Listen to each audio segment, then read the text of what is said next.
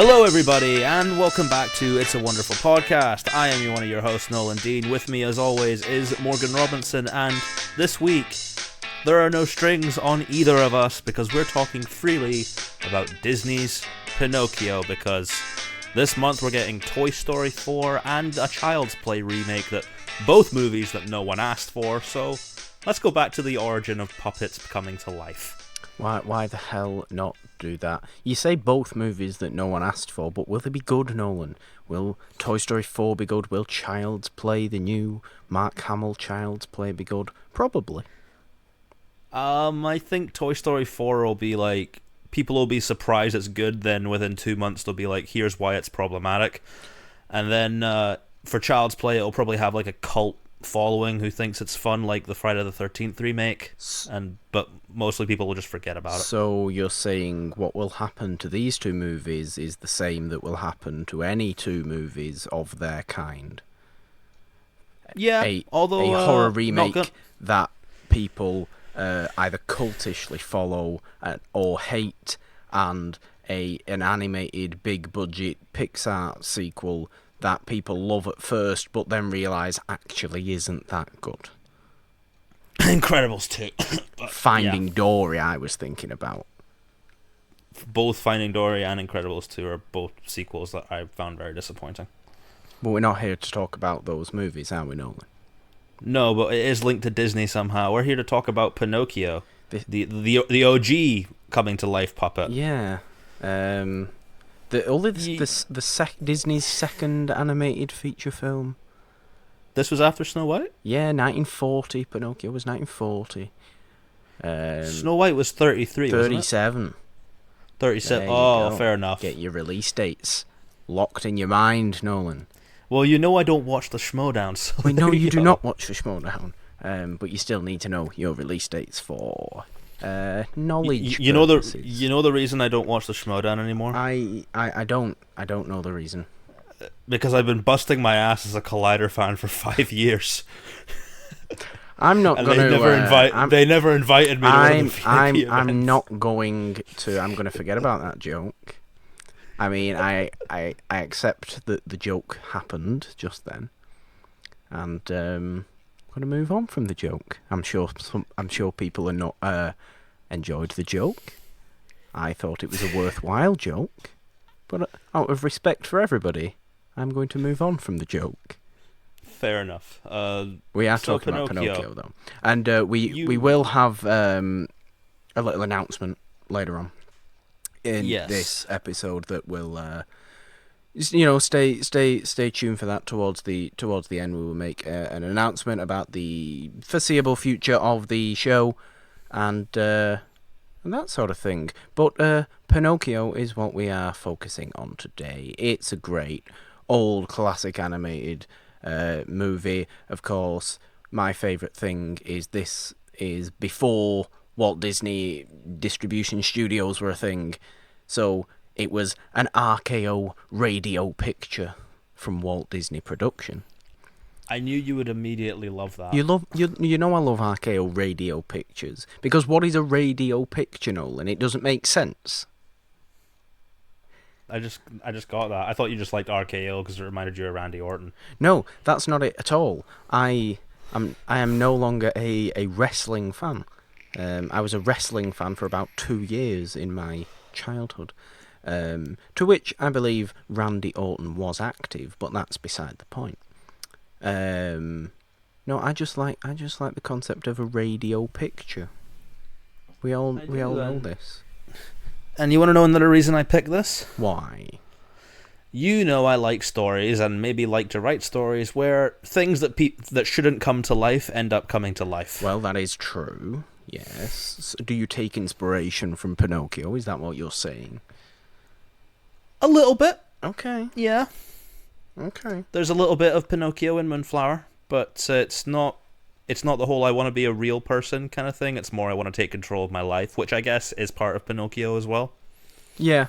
So, yeah, why Pinocchio for today, apart from the obvious, there's toy movies coming out, let's revisit a sort of weird toy coming to life movie.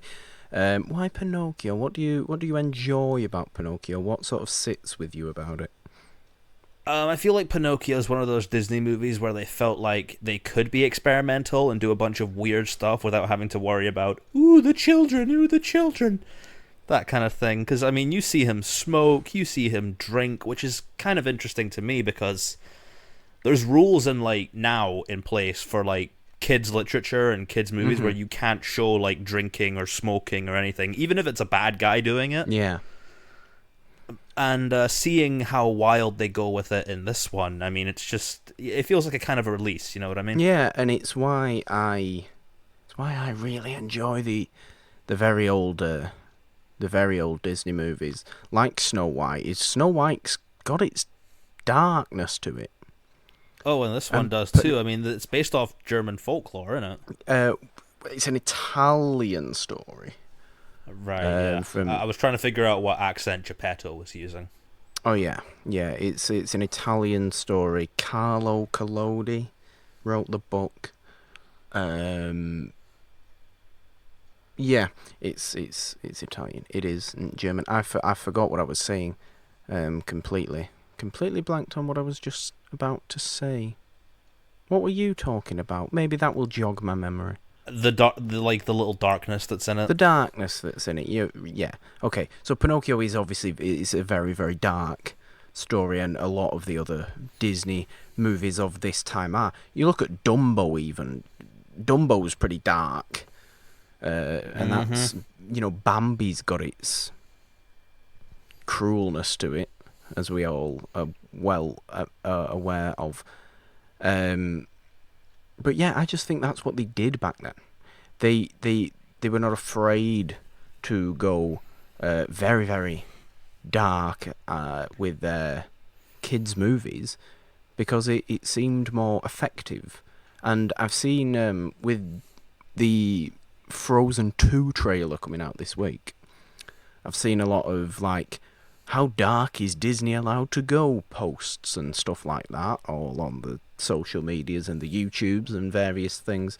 And I'm sat there saying, what do you mean, how dark are they supposed to go? Just because they might not have gone, look at what they've done decades and decades and decades ago. Their movies were much darker than they are now. So don't come at me being all, let's all be happy and nice and friendly all the damn time. You need that balance for it to work, surely. Let's have some violence, let's have some weird donkey metamorphosis, and let's have some cigar smoking, goddammit. I mean, I'm not gonna lie, I think Frozen 2 looks kind of good. Well, I haven't seen the trailer. I admittedly do not care about the movie. Fair enough. At all. I saw the first one once. It's fine.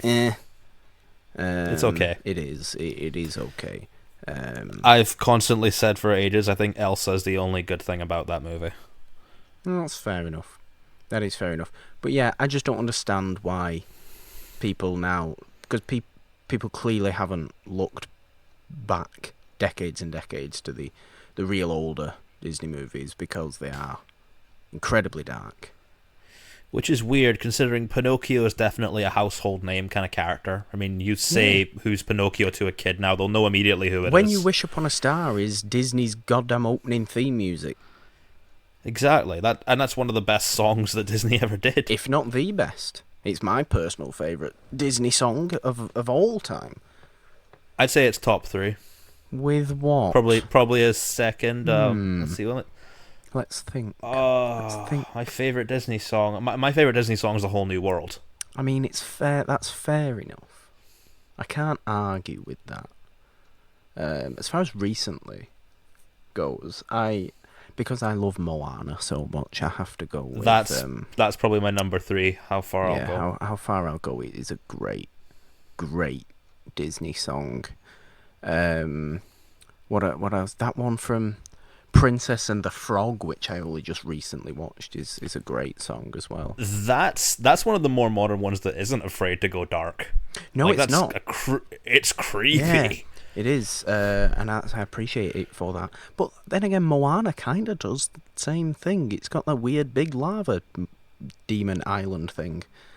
I've only seen Moana once, so I'm probably due for a rewatch for that. But I do remember enjoying it. Yeah, it's very good. I like it. Basically, what we're saying is, Disney, don't be afraid to dip your toe in the water when it comes to darkness. Look what you did in the 30s and 40s. No, exactly, and they do it. Sure, they do it. They still do it to a point, but I just don't see why some people that I've seen post things and put videos out there. I just don't see why those people think they shouldn't be going dark because Frozen 2 allegedly might be a little bit dark. Go dark, for God's sake. It will probably end up being way more effective. Look at those older movies. There's a reason people still talk about movies like Pinocchio and like Snow White and Dumbo. Yeah, okay, Dumbo's racist. Sure it is. It's ridiculous. But the stuff that's in there that people kind of like is the creepy stuff, the weird stuff, the pink elephants, which is an acid trip. And then you also have stuff like The Great Mouse Detective, which, Well, I mean, it's Sherlock Holmes, let's be honest, but it does have that sort of dark crime underworld vibe to it. Yeah, and obviously heightened by the great voice talents of the great Mr. Vincent Price. Indeed. But, is there any notable voice talents in Pinocchio, like ones we would know now? This, I mean, I forget the guy who plays Jiminy Cricket. But this is a time when Disney wouldn't credit people in their movies. Like you could watch the whole thing. There's no credits or anything like that. So I'm waiting for the live action remake where Jacob Tremblay plays Pinocchio. Oh God, it's inevitable. It's inevitable. A live action Pinocchio will happen. Well, Guillermo del Toro's doing one, like, it's not live action, I don't think. It's like stop motion, but it's more in line with the original fairy tale. Oh, see, I'm about that, though, because he'll bring the creepiness, Nolan. And you need creepiness in a Pinocchio story. Because, obviously at its heart, it's a really sweet tale. It's a really effective moral tale.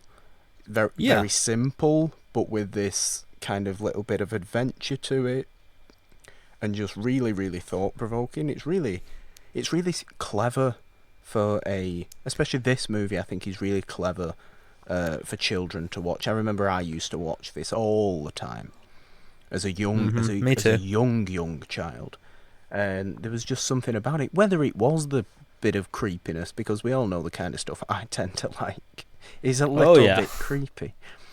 Whether it was that or whether it was just the fact that it was just this really well-told story and just really beautifully animated with all these... What's your favourite song in Pinocchio? Not the obvious, because it's obviously When You Wish Upon a Star, because it's the best Disney song of all time. I really have a thing for Got No Strings. Okay. That was like one of the first songs I learned to play on when I was self-teaching myself keyboard. Okay. Because it's just like a really simple little melody that you do, and you can play with it. You can make it creepy, like they did in the Age of Ultron trailers. Remember that was a big thing. Oh yeah, I do. But that worked for that movie. It worked for Age of Ultron, sure. I do like High Diddly Dee, An Actor's Life for Me. Of course you do. I can imagine you singing along to that. But I also I like all of them, actually. Give a Little Whistle is good. The big sort of opening with all the clocks is really good. Mm-hmm. Although that's kind of a little bit extended, and it kind of goes on for a little bit long. They are just purely showcasing their animation skills at that point. It feels very much like, remember when we did Snow White and there's that sort of weird 10-minute musical interlude in the middle with the dwarves just dancing? Yeah, I do remember that. Doesn't further anything, but it's just there. Is this the one where they force the Crumpy one to wash himself? Oh, there is that as well. I think that's a separate one. But that's kind of funny as well. It might be the same. Might be the same one. But there's something I find interesting about this movie specifically, and I mentioned this to you before we got on. I'm pretty sure this is something that John Hughes would have been inspired by. I am fascinated by this thinking. Please elaborate. Right, so the central message, I think, of this story is like, Pinocchio's desire is to become a real boy. But that's also kind of shown by a coming-of-age angle, like growing up and stuff, and maybe him growing up too quickly, as he has with, like, going and joining the circus with Stromboli, who is literally the worst human being on the planet. Stromboli is horrendously evil. You know what's weird? This movie has villains in it. Oh, it does. I don't think it has a central antagonist. No, it doesn't have a central antagonist. And the good thing, the really interesting thing actually about the villains in this is that none of them at first seem like villains. No, I mean, Stromboli, I'm pretty sure. I mean, I'm sorry if you love The Greatest Showman, but that's probably what P.T. Barnum was really like. Yeah, look, P.T. Barnum. What can we? I actually watched. There's this little documentary. Well, it's not like a little documentary. It's quite a big documentary on Netflix about the circus, the sort of birth of the American circus. Obviously, P.T. Barnum plays this huge part in it. It's only a 2-parter. I've only watched the first part, but it's really fascinating. Just learning more about P.T. Barnum. It does kind of focus on the facts mostly, and you can think what you want about P.T. Barnum, but he definitely kept a bunch of wild animals in small cages. It's why I'm very against circuses. Yeah, he definitely did that, and of course all that has been out. All that has been. It's now been made illegal for circuses to do anything like that, which is, of course, good. But yeah, Stromboli I find fascinating because you meet him and he's just this sort of big, loud businessman who runs the puppet show, right? But then he turns out to be an evil, horrible person. He's evil in like a sort of cartoony sense, but also like if you actually met this guy, you'd be fucking running for your life. You would. That's it speaks to the animators. It speaks to the animators as well. The fact that he is terrifying to just look at. And just it's the voice performance as well, but the way he's moving and the way his face is animated, it is very, very scary, and very similar with the Coachman. These are the foxes, if I remember. Well, the right, Coachman is the Coachman. The fox, who has the best name in Disney history, by the way. Do you know what his full name is? The character. I remember they mentioned it, but now I'm blanking on it. Well, he goes by Honest John. That's it. Yeah. But his full name is John Worthington Foulfellow. So it's kind of like going against one another? It is, yeah. It is the best name. And his sidekick, Gideon the cat. The Coachman also fucking terrifies me. Exactly. He likes that whip way too much. He does, and he very similar to me with Stromboli, in that he is just scary to look at, and that is, applause for the animators. And when he does that big red smile, when he starts talking about how he turns the boys into slave donkeys, it's very dark, but we appreciate it for that. It is very, very scary, but I have always been sort of, I mean, not like attracted to like that, but sort of I've leaned towards liking Honest John and Gideon. They just seem like they're just two con men trying to make their way in the world. You could make a story about them. Animated foxes are usually con men. I've noticed that. They are. Foxes get a bad rap. They do eat rabbits. The Fox and the Hound, also a Disney production. Yeah. The Fox is fairly a nice guy. Yeah. Foxes, they're just doing what they do. Don't hate foxes. Yeah. Disney. Old Disney, maybe not Fox and the Hound, but still. But I really like him. I think you could make a movie about Honest John and Gideon, just going about the bit, because they don't know they're collecting all these people for slavery, do they? Do they know that? I don't know, but the way they're written, I have a feeling they wouldn't care. They just care about getting their money. They do just care about getting the money. And I suppose, actually, because there's that whole scene in the Red Lobster Inn when they're meeting the coachman, and he does mention Pleasure Island, obviously the big amusement theme park where the coachman turns little boys into donkey slaves. Oh, yeah. See, this is the thing where I thought John Hughes would have been inspired by. What? It's about the movie's about growing up in a sense and becoming a real boy and stuff. But Pinocchio's naivete and how much he just trusts everybody, and then that goes horribly wrong for him. I think that's kind of a reflection of how being young can feel like, where you feel like you're sort of forced to grow up too quickly, and what happens when you go off the deep end. So I can see that kind of resonating with how John Hughes would have come to write his characters. That is fascinating. And just to make this clear, you are not saying that in order for human beings to go through puberty, they must become slave donkeys. Oh, no. That's just something, that's sort of a weakness of growing up, like you trust too many people, you get naive. It's like hanging out with the wrong cliques in high school, almost. And there's something I wish the movie would have done. This is my only criticism of Pinocchio. I wish we could have seen a scene where maybe Pinocchio has a reason to want to go to this circus. Like maybe he meets the real kids at school and they don't treat him like a real boy, or they think he's a freak or something. You mean rather than just him running into Foul Fellow and Gideon and just sort of being tempted?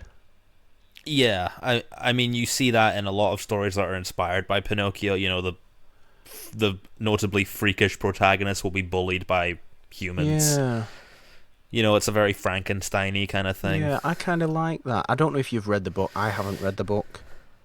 I haven't read this, but I would. Maybe something like that does happen in the book. We don't know.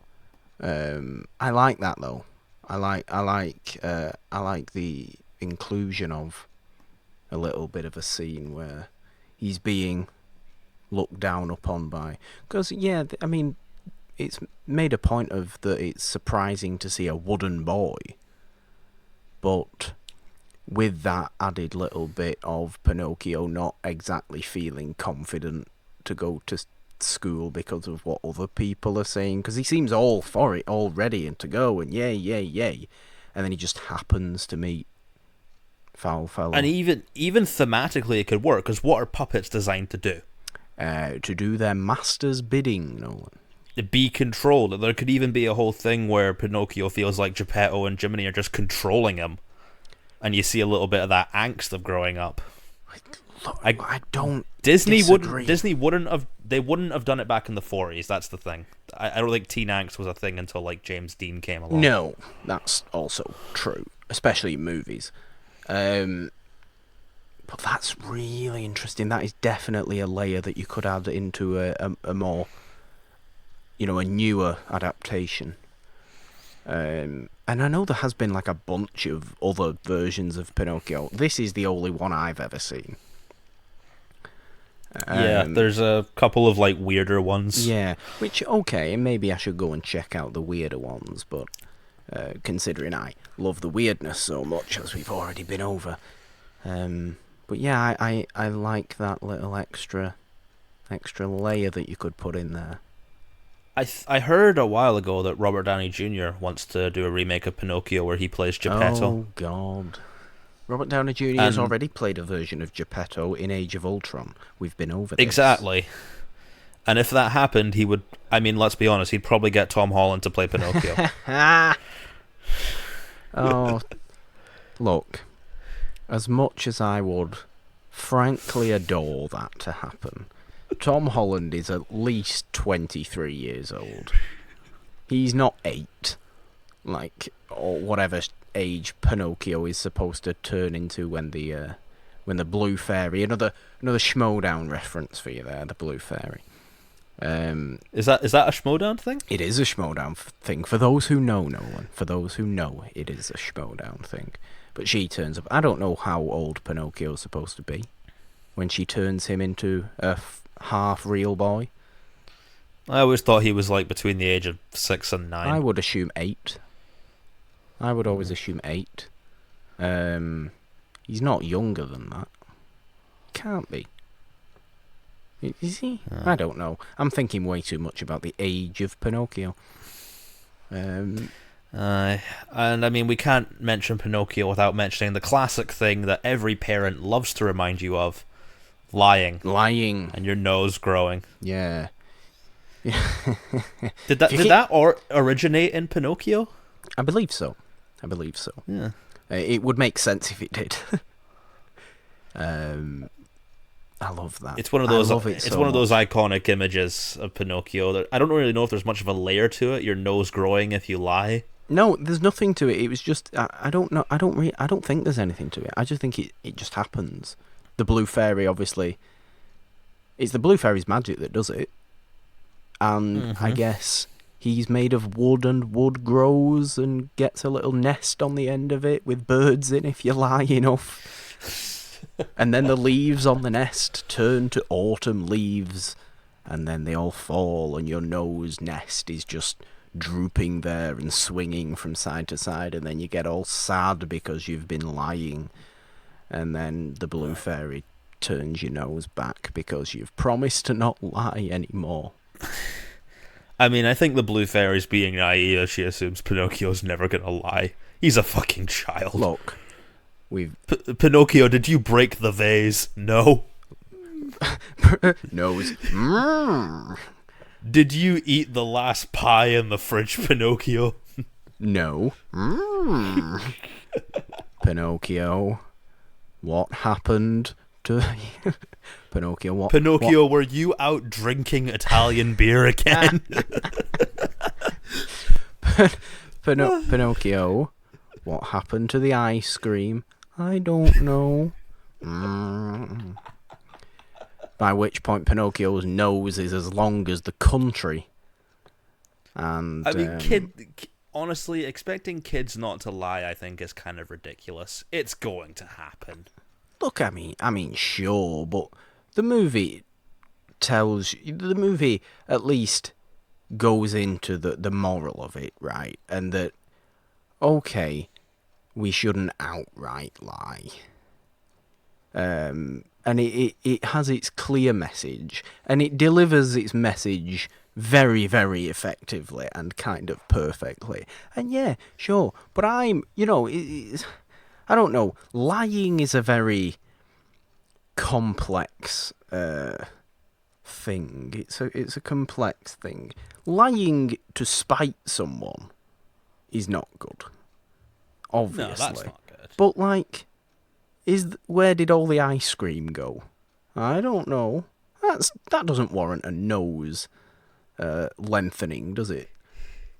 That doesn't warrant your parents saying, if you lie more, your nose will grow until it's 10 feet long. I mean, your parents lied to you. I ate all my Brussels sprouts. I'm not shooting laser beams out my eyes. Do you know what, Nolan? You've hit the nail on the head right there, because the very statement, if you keep lying, your nose will grow, is in fact a lie. Oh my god. I just got that. Holy fuck, that's blowing my mind. So, I think we've cracked the case in that the entire message behind Pinocchio, whilst very effectively and very clearly and frankly beautifully told, the whole message is in fact absolute nonsense. If you know what I wish? What? I wish lying would give you abs. Do you wish upon a star, Nolan? Yeah, I wish upon a star that lying, instead of making your nose grow, would give you abs. I wish that was a real thing.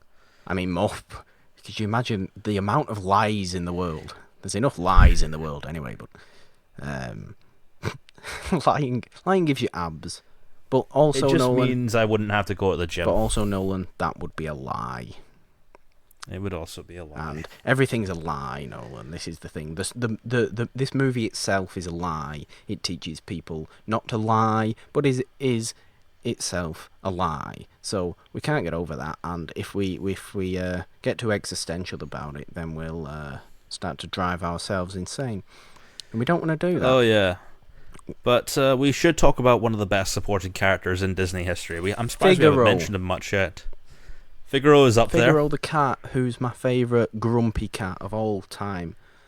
Apart from Grumpy Cat. Figaro trying to go to the school is the most adorable thing. Yes, it is, but also Figaro wanting to eat all the fish that he has in front of him, and then Cleo the fish telling him, don't eat the fish until Geppetto gets back, and then him getting all mad about it, because he secretly loves Cleo the fish. Indeed. You know he does. And he doesn't want to accept it, but Cleo the fish clearly really loves Figaro. And it's cute. They're a match made in animal heaven, I guess. They are a match made in animal heaven. But obviously you were talking about... Jiminy Cricket. Yes. When I first saw this, I legit thought that a conscience was now the name of an insect. So did I. I don't think this is a silly statement to make. For people that would watch this when they were 4 years old. Are in the garden again. Yeah. For people to watch this when they were 4 years old, what are you supposed to think a conscience is if it's not a little cricket? And he's also he's so charming and charismatic. He's lovely. I love Jiminy Cricket. He's obviously the narrator to a point as well, and he is in fact the kind of the central character. You are with him a little more than you are with Pinocchio. Just a little. I would argue that Jiminy Cricket is more of a father to Pinocchio than Geppetto is. Well, Geppetto didn't really get a lot of chance to be, because as soon as he was a father to him, Pinocchio decides, no, I'm going to go be an actor. And then, obviously, Geppetto is a great father because he doesn't give up on his son, Nolan. Fair enough. He keeps looking for him and ends up getting swallowed by Monstro the whale. Which, I mean, how does that happen? It's not for logic to take effect. I'm going to go look for my son at the bottom of the ocean. In a whale. Yeah. I don't think he went to the bottom of the ocean. I just think a whale happened to swallow. I just think he was on a boat somewhere and the whale happened to swallow him. I mean, the way it's written in the movie, it kind of just happens. There's no setup to it. It's just like, oh yeah, he went to look for you and got swallowed by a whale. Oh, all right. Yeah, that's a casual thing. But this is also you walk out your door, you get swallowed by whales. But this is also a fantasy story, Nolan, and we have to accept it as such. This movie made me scared of whales for a while. This movie made me... Maybe this is where my childhood fear of theme parks came from. I did not know you had a childhood fear of theme parks. Right, let me just clarify. I adore theme parks, like, a lot. I really like them. I love knowing all sorts about theme parks. I love going to theme parks. I love the ins and outs of the way theme parks work and the different rides and the different stuff. I absolutely love it. But as a child, maybe I was kind of scared of some certain theme parks and theme park rides and attractions and stuff like this. And I think it comes from Pinocchio, Nolan. I think it comes from the fact that if Pinocchio would have its way, anybody that goes to a theme park turns into a slave donkey. I mean, maybe that's why they keep getting loyal Disneyland fans. Look, this is what, 15 years before Disneyland ever existed. Happiest place on earth if you look past the donkeys. Look, this is why I think this is why the Pinocchio ride that you can go on at Disneyland doesn't take that much time to go through the whole Pleasure Island situation. It doesn't want to put a bad image of theme parks in your head when you are at a theme park. Mm-hmm. It simply wants you to be... I'm surprised, actually. This is some... Well, in Shrek, obviously, Pinocchio's there. I was waiting for it, Nolan. And Donkey is there. I'm surprised there was no little reference to Pleasure Island.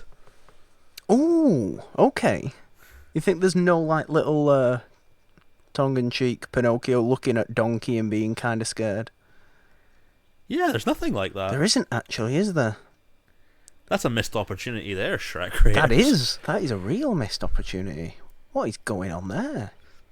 I never thought about that before in my entire life. But Pleasure Island, I mean, it looks fun. If the forest scene in Snow White didn't give you nightmares, this definitely fucking will. Look, I'm not going to lie to you. Pleasure Island looks great. Look, you get to play pool all day. You know, I'm all about that.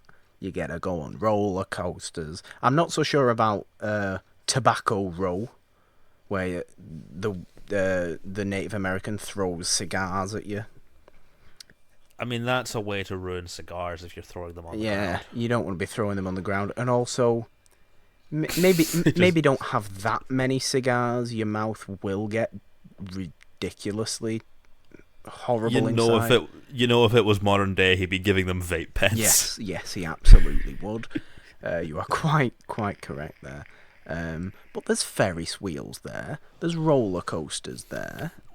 There's those weird the coachman's henchmen who are just those black figures that don't have faces.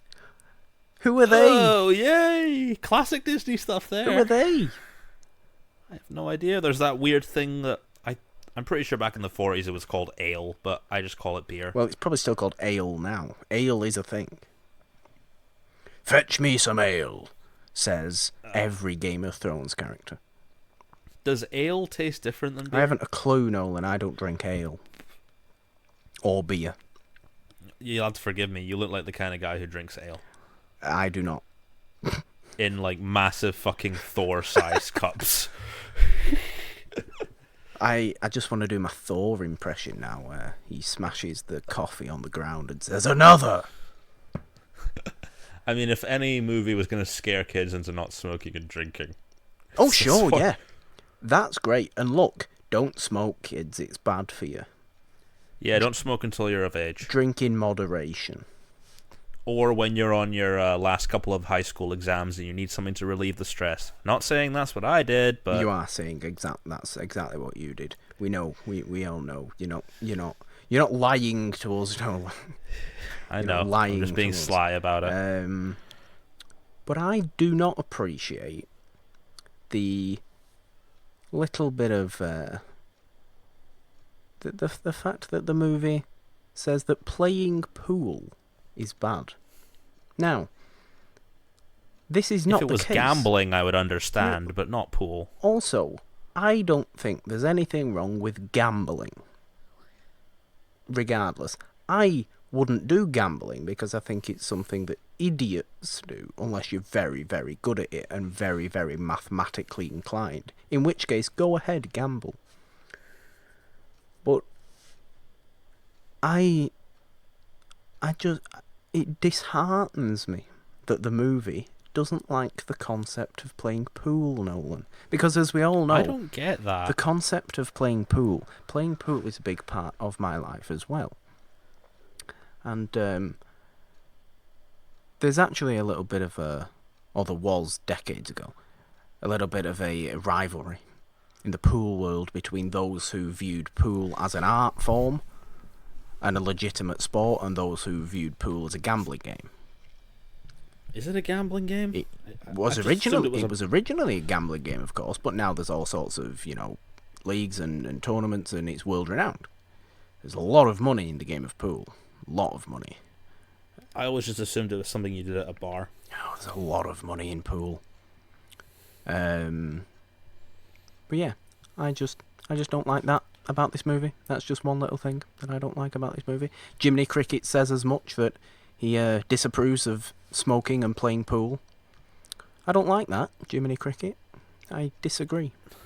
That's all I wanted to say. I think everyone in that movie must be smoking something if they see a cricket talking.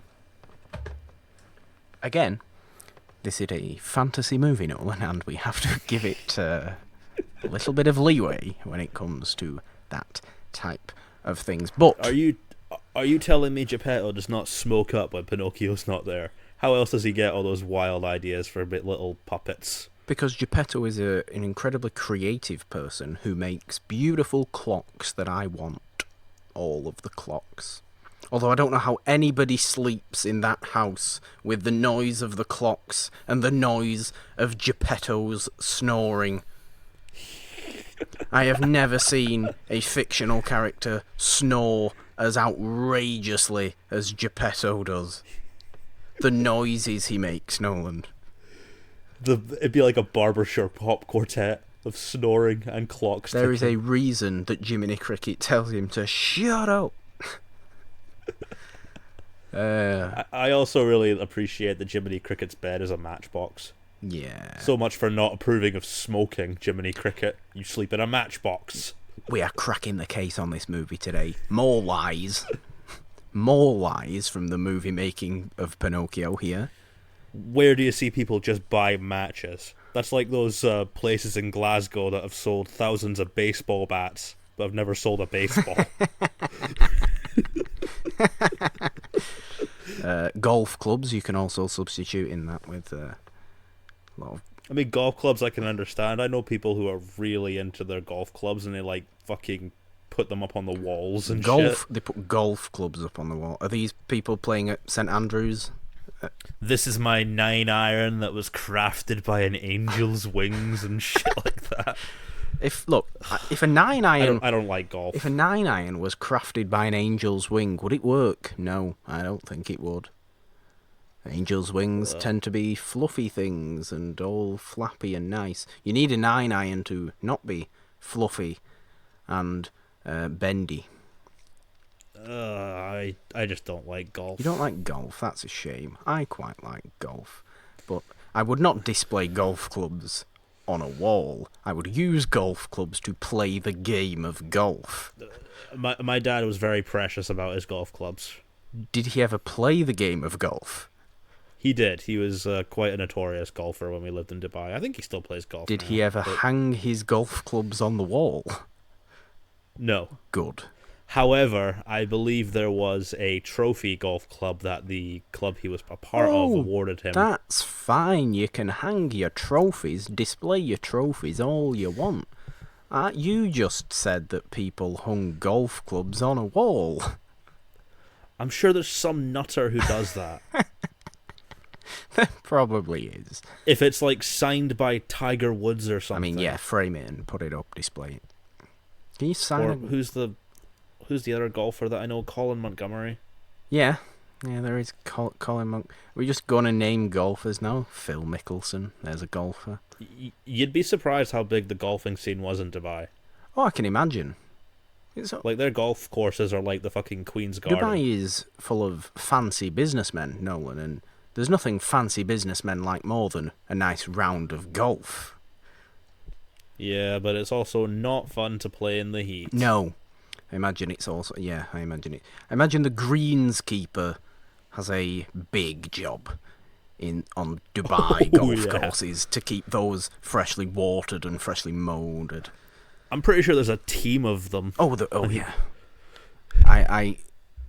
The membership fees for those golf clubs must be extreme. But yeah. We're not here to talk anymore about golf. No, I think we should move on to... Slave donkeys. Slave donkeys. Slave donkeys. What do you make about the slave donkeys, other than the fact that it's terrifying? It's upsetting, like seeing the one want his mother and then seeing Pinocchio's friend. Lampwick, who, by the way, is a great pool player. It's just seeing him kick around and slowly lose control and the shadows and everything. This is like, am I watching Pinocchio or fucking Nosferatu? What's going on? I actually think that the shadow shot is so perfect. It adds to the creepiness so much just to see the change happen in the shadow rather than happen in not the shadow, I guess. But I just think it's so perfect. Again, applause to all the animators. What happened to those boys, though? Well, that's the thing, Nolan. You never know what happens to anybody in this movie. What happens to Stromboli?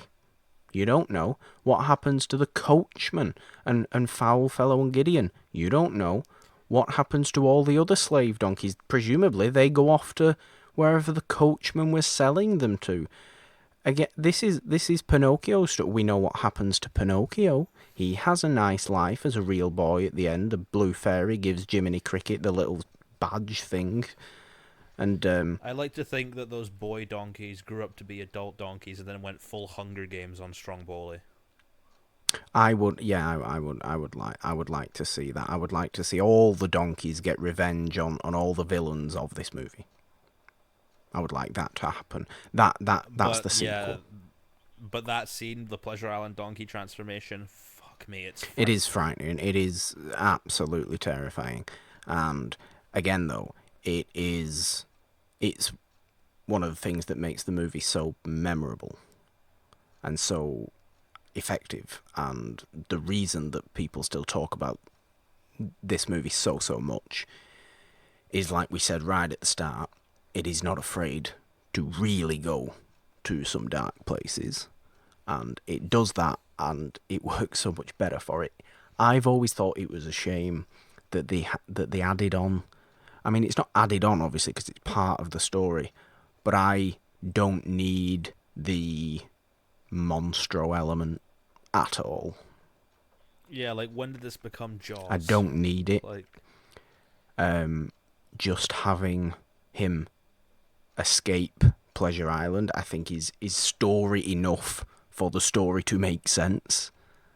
And then go back to maybe he goes back to a depressed Geppetto who's lost his son, but then Pinocchio turns up and it's all nice, and we've learnt our lesson, yay Pinocchio. Maybe that's just me. I'm asking for a simpler story when the story itself is very simple, but I don't know. I think the Monstro thing is to kind of just prove Pinocchio as a hero. Maybe. Like, making a choice to go after Geppetto. Maybe. Whereas if he just escaped from Pleasure Island, I guess that's like running away from your actions or something. Maybe. Okay. Maybe. Unless the movie was different and made Stromboli the clear antagonist to Pinocchio. And he just goes after Stromboli. He takes down the circus. Or the puppet show. Turns him into a puppet. That's what I want. Yes. Ooh. Make Stromboli the puppet. That would be creepy. Put a wooden mask on him. Ooh, and yeah. Go full Black Mirror. Go full Black Mirror on Stromboli. Stromboli deserves it. He's too weird. He's a complete piece of shit. He is. He just throws that axe down on the pile of wooden old puppets and scares Pinocchio to death. What's all that about? I'm going to look at a picture of Stromboli now and see if I can think of an actor who could play him. Ooh. Wow. Okay, I've just looked up Stromboli, and I think I might have spelled it wrong, because now I'm getting pictures of pizza rolls. No. Stromboli, who could play Stromboli? Well, you know what Stromboli looks like. He's got a huge black beard. He's a large man. He's a loud man. He's also an Italian man. For some reason, I'm just seeing Javier Bardem. I mean, it'd be interesting. It'd be a much quieter. The coachman could be John Goodman. Ray Winston. Ooh, that would be good. Ray Winston is the coachman. Absolutely, because the coachman's Cockney as well, which is always weird. Yeah. I don't know who the honest John would be. No. Is this in Robert Downey Jr., Tom Holland's version of Pinocchio?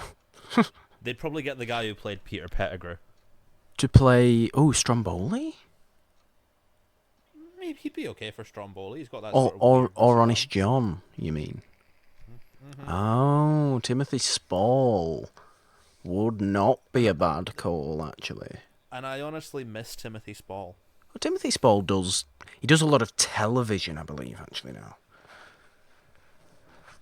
Yeah, I just miss him. I thought after Potter he would have gotten a lot more work. Did he not? Was he not in the series of unfortunate events with Jim Carrey?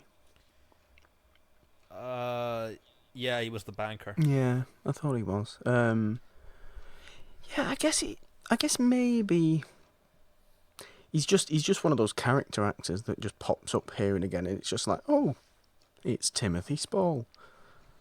I He mean, works. I'm sure he works enough.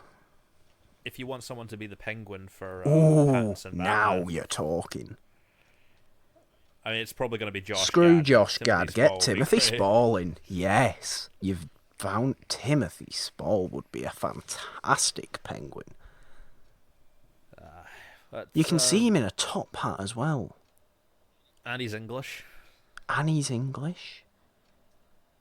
And the Penguin, I suppose, doesn't have to be English, but I've always preferred it when he is. Mm-hmm. Yeah, I can see him in a top hat and a big coat. He kind of looks. I mean, he doesn't look like Danny DeVito, but he's got the same build and aura. Yeah, I get that. The same way DeVito was like back in the 90s and the 80s. Yeah. If they had made Potter back then, maybe he would have been Pettigrew. No, that would have been silly. Danny DeVito far too comedic for such an endeavour. I imagine the final scene of Pinocchio is something that just warms your heart. It certainly does. It is endless. I'm a real boy. Which, of course, Shrek's Pinocchio becomes a real boy just for that one little instant at the end of Shrek 2. And then the fairy godmother turns him back into a wooden boy. Honestly, some of the best humour in the Shrek movies comes from Pinocchio. He's totally gay in those movies. I mean, he gives off a lot of those vibes. Look, there is that joke in Shrek 2 where he is wearing women's underwear. Maybe he's a drag queen then. Maybe he is. Maybe he's just a cross-dresser. Let Pinocchio do what Pinocchio wants to do. Let him live his own goddamn life. It's Pride Month. It Do is. what you want, Yeah, Pinocchio. there you go. Pinocchio, be proud. Be proud of yourself. Pinocchio in Kingdom Hearts is very weird. I would not know. You get swallowed by Monstro and you have to rescue Pinocchio and Geppetto. Okay. And there's these big, like, little Monstros that you have Little to fight inside Monstros. Monstro. It's so weird. Big Little Monstros, the sequel to Big Little Lies. One more thing that I do want to mention about Monstro. Yes. Please stop.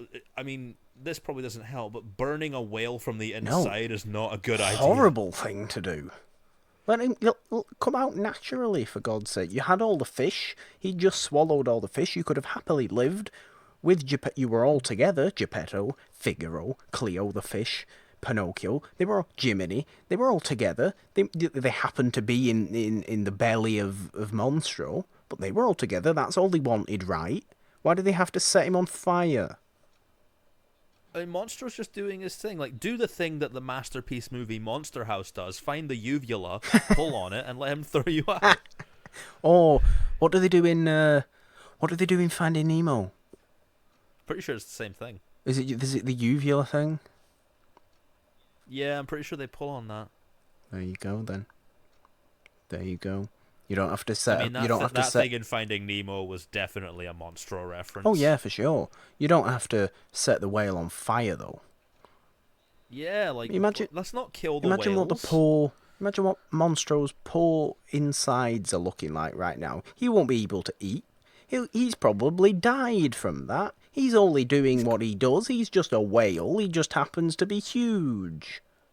He's got some mad heartburn now. Poor Monstro. The moral of this story for me is poor Monstro. That is definitely going on the hashtag. Hashtag poor Monstro. Yeah. I mean, if they established that he was an actual monster, like, I don't know, the shark in Jaws, then I can understand. No, he's just a huge whale that all the fish are scared of. He's doing his thing. He's doing his thing. Whales eat fish. Okay, look, maybe he's a bit aggressive about it. Sure, but he's also a whale. He has to eat a lot. He's a whale. He's bulking for swimsuit season. And he's also he's also an especially large whale. He has to eat even more to sustain himself, and you've just gone and set him on fire. I mean, just pull on the uvula. At least that's like a natural way to get out. Do not burn him alive. Nolan Pinocchio. That's something you should do to Stromboli. I mean, Burn him yeah, alive. that's fair.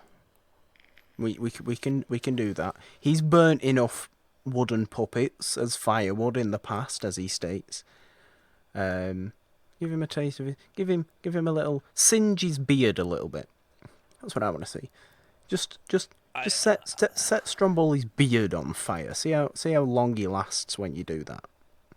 I do also appreciate the little detail of having Jiminy Cricket travel in a bottle, because now he's the messenger in a bottle. I like stuff like that. Nolan, is there anything else we want to talk about when it comes to Pinocchio? I feel like we both just had a really good discussion on this, actually. Came up with some nice ideas. We thought about existentialism. But it works, Nolan. It works. And look, I really like this movie. It is one of my favourite Disney movies for sure, despite the slight inconsistencies we seem to have found today in what this movie is saying. The fact that it's telling you not to lie when it itself lies a lot. Yeah. I mean, it being a story in and of itself means it's one big lie, but it's a lie I enjoyed. It is a lie that I enjoyed, and there are plenty of other lies that I certainly do enjoy. Pinocchio, of course, being one of them. Any movie being one of them, because all movies are lies, or I'm going to stop being existential. I can't handle it, no. No, you're going to turn into Ultron. Don't want to do that. I do not want to do that. But is there anything else you want to say? Little final thoughts on Pinocchio. Overall, you guys know I give Disney a lot of shit, but this is one time where I admit it's a pretty solid movie. Are there things in it that I think could be improved upon? Of course. Do I think they could probably improve upon it if they ever made a remake? Sure. If they actually announced another version of Pinocchio, I would be curious to see it. I'm very excited to see what Guillermo del Toro does with the story now that it's public domain. If that pretty much anyone if could that make a ever good happens, movie. I feel yeah, we know how del Toro is. He likes to take his time. I mean, how long has that been going on for? Pretty sure it was announced like just after he won Best Director. Well, that's 2 years ago, isn't it? And it took him. And there was 2 years 1 year between ago. Crimson 1 year Peak ago. and, When did Shape of Water win? 2018. Oh, okay, there you go. 1 year ago then. Maybe it's stop motion, and that takes a long time. Well, that is true. You are quite right. You are quite right with that. But I really enjoy this movie. Yeah, so do I. And it's always nice when we do that, don't we, Nolan? Nolan, like we said at the beginning of the episode, we do have a little announcement to make about the upcoming future of the show. Do not fear, though. Do you want to announce that now, or do you want to talk about some fun stuff? You know what? Let's announce that now and then do the end on the Okay, fun stuff. I will let you go ahead. Well, sadly, guys, I've just graduated, and you guys know how much I love doing this show, but I've also got to worry about my real life responsibilities and like finance and stuff. So I'm sadly going to be away in Cyprus for the summer because I've just gotten a job there. So with that in mind, I won't be able to do these episodes as consistently as I could. When I told Morgan about this, I even suggested, why don't we stockpile a couple of episodes, but I mean, we're both kind of rushed, so we don't really want to add to that stress, I guess. But in the meantime, I believe Janine will be taking my spot with maybe a couple of other guest hosts, and I will be back as soon as I know. I currently do not have a return ticket from Cyprus back to Scotland. Hopefully it'll be sometime in August, but don't worry, I'm not leaving the show. No. I would never leave that show. No, I'm just going to no matter what Morgan says, I'm going to stay and annoy him for the rest of his life. I will happily take that, and I am very sad that you are taking this little break, or unforeseen break, as we will call it. But the show is, of course, going on, guys. I will, of course, still be here every week. Nothing is changing on that front. All that is changing is that Janine will be coming in for a few over from Morgan Hasn't Seen, to fill in a little bit on here, and yeah, it gives the opportunity for a few other people to maybe come on and share the hosting chair as well. And of course, we will welcome Nolan back with open arms when he does return. And I'm excited for that because, I mean, I've been doing this show for like, what, 60 60 episodes now? Nolan, we are on now. Well, you know, have a bit of freshness in there. Have someone who's not just going on about story techniques and forcing in John Hughes references. Yeah. But we love that anyway. We love that also, Nolan. You know we love that. I am going to miss it. You know how much I'm going to miss it. I do. And that's I think that's all that has to be said. We just wanted to make sure that we let everybody know, because that seemed like, well, it didn't just seem like it was the right thing to do. But you don't have to worry about anything, because It's a Wonderful Podcast is still going strong, and it is still It's a Wonderful Podcast with Morgan Robinson and Nolan Dean. Nolan just has to take this little break, and he will be back. Yeah.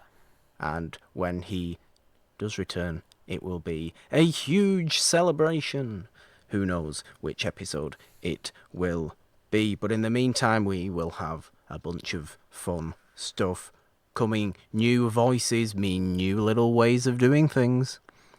And that can always be fun. And you know, if any of you have listened to Morgan Hasn't Seen, of course, that me and Janine have a load of fun over there. And I'm sure she will be very excited to watch some nice 30s movies that I get to force her to watch, because, you know, that's the whole concept of Morgan Hasn't Seen, is she forces me to watch these movies that I miss. That is a fun show. That is the other show you can find on this podcast feed. It's a Wonderful Podcast feed. Wherever you get podcasts. That is on Apple Podcasts. That is on Spotify, on Stitcher, on Podbean, on Castbox, and various other places that you can find podcasts. Go and download and share the show. Both It's a Wonderful Podcast and Morgan Hasn't Seen. Obviously, like I said, on the It's a Wonderful Podcast feed. But go and download the show and help us out and leave those ratings and reviews, those 5 stars on Apple Podcasts. But I've just realised that I started doing the little bit of outro before we even talked about any fun stuff. Well, there has been some fun stuff. I finally did some more stories as lessons, one on Captain Marvel, you know, everyone's favourite superhero. Look, do we want to get into that now? Because I like the movie. I like it too, and I do make it clear in that video that I do appreciate a lot about what it has to say. I just hope it does it a little bit better in the future. Okay. Like, I won't spoil anything, but confirm Carol and Maria are a gay fucking couple, because they totally are. I mean, yeah, I do not disagree with that. I do not disagree with that. I hear some interesting news about Matt Reeves' Batman. We may have confirmation of the villains that were going to be in it. Yeah, very true. 4 of them. They're looking to say the Riddler will be the main villain. I mean, I'm into that. I'm into seeing a more serious take on Riddler. Yep, I don't want to see Jim Carrey in tights again. No.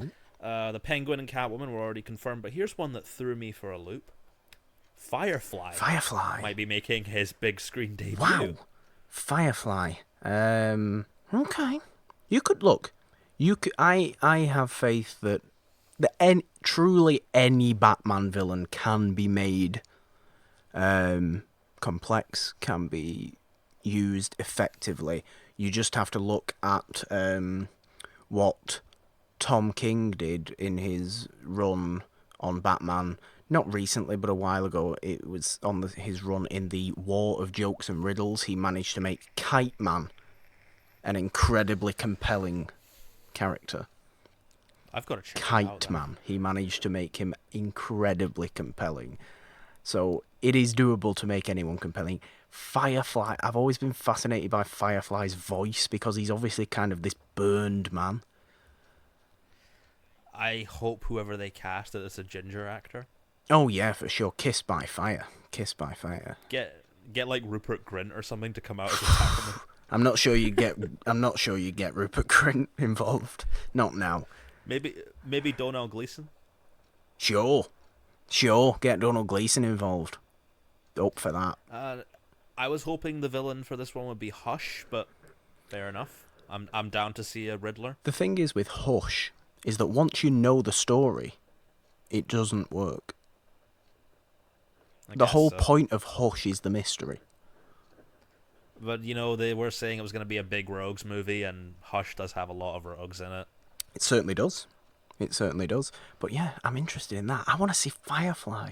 I'd like that. And not just as one of those weird little, whatever the hell they did with Paul Giamatti's Rhino in Amazing Spider-Man 2. No one wants that. I don't want that. I want legitimate story from someone like Firefly. I think that would be fascinating. From what I've heard, he's an orphan who wants to burn down all the places he never had the privilege to go to. Oh, yes. Give me the story of Firefly. Give him that weird voice. Give him that weird burned voice that I struggle to do an impression of. And our good friend Robert Pattinson has now been officially confirmed as our new well, Batman. Yes, he has. We love it. Yes, he has, and we are very excited for that. And I am very excited for that, for sure. He'll be widely different to what we've seen before, I would imagine. And that's always good, Nolan. It's always good that different takes on things can happen.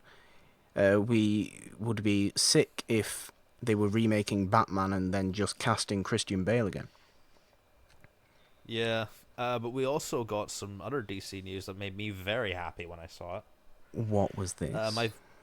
My friend Karina, who I've also done an interview with on my channel, that's going to be coming soon. 3 interviews with some amazing authors that I did lately. Yes. She sent me the Wonder Woman 1984 poster, which looks fucking gorgeous. Oh, yes. Didn't we talk about this last week? I feel like we did talk about this last week. We might have done, but I just want to mention it again because it's great. But we also found out the best. DC's not going to be at Comic-Con this year. No, it isn't. I don't know. I don't know what to read into that. Really, I guess they're just gonna. Share the stuff when they're going to share the stuff. We're still gonna see what we're gonna see. Maybe they just don't want to get potentially overshadowed by whatever the hell sort of nonsense the MCU are likely to do at Comic-Con. And since I'm not going to be here next week, I just want to mention social media reactions for Far From Home are going to be coming out. Ooh. I imagine it's going to be the classic best Spider-Man yet kind of thing. But I don't care about that. Just tell me if Mysterio is sexy or not. I mean, he's played by Jake Gyllenhaal. I would argue yes. True. Jake Gyllenhaal, very handsome man. Indeed. We can't dispute that. And I can't think of much of what other news has come out, except the sad news of Swamp Thing being cancelled. Yeah, which doesn't make a great deal of sense to me. Obviously the way the DC universe shows work in Britain is that we got Titans on Netflix. And I believe we will also be getting, Doom Patrol on Netflix and then presumably Swamp Thing. Probably, because I think that whole service is either being moved into Warner's streaming service. Yeah, I believe that is what is happening. It just seems weird to me that they would cancel that show because it got rave reviews after that one episode, after its pilot, and then it just went, no more. Obviously, they're seeing out the season. But it's weird. It was a weird story, that. It really was. And another good thing that's happening, I never thought I'd be saying this, but Since this is a Disney movie we talked about, the Disney Plus Yeah. thing will probably be out in the UK next year for a surprisingly affordable price. Yeah, I believe that it is going to be like weirdly affordable in the US, and obviously, I think the US release is November for Disney Plus. Yeah, I think it's because of rights issues we're getting it like early 2020, Yeah. but I'm very excited about The Mandalorian. Oh, for sure. That panel where Pedro Pascal just looked so happy to be a part of it. I'm like, okay, I'm sold. I love Pedro Pascal. I think he's so funny and fun and just a delightful human being. And he's also most definitely Maxwell Lord in Wonder Woman 1984. Yes, that's a fair statement. Which I think he's a good pick for that. I think he'll be better than Twilight Dad from Supergirl. Fair enough. Fair enough. Nolan, episode 60. Talking about 60. Pinocchio. You have been here for 58 of them, I think. It's kind of fitting that So far. we're talking about a wooden puppet on episode 60, because when you turn 60, I'm pretty sure your limbs feel like they're made of Nolan, wood. stop being harsh to the elderly. Oh, we were just talking to my aunt before I started. If she listened, she might not be happy. Exactly, see? Stop hating on people. You know I make dumb jokes when I get nervous. What are you nervous about? I don't know. It's all very... I'm nervous about life. Nervous about life, which is perfectly understandable. Isn't everyone, Nolan? Isn't everyone? But yeah, that is it, guys. Episode 60, talking about Disney's Pinocchio from 1940.